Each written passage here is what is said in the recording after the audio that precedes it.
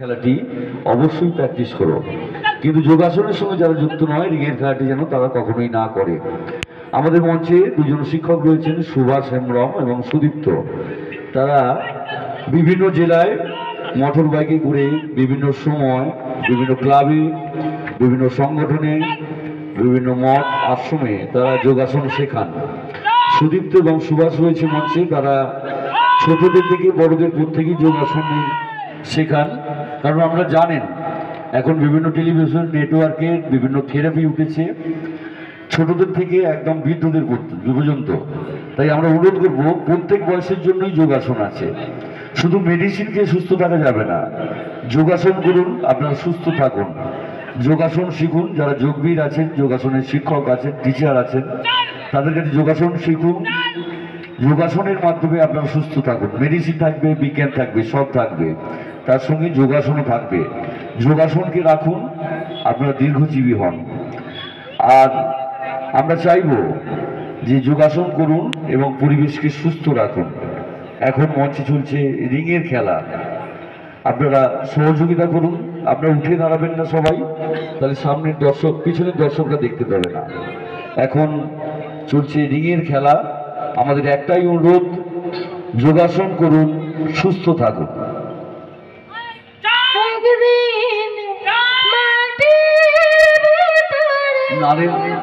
নালের লাইনগুলো দিন, বাজনা লাইনগুলো দিন।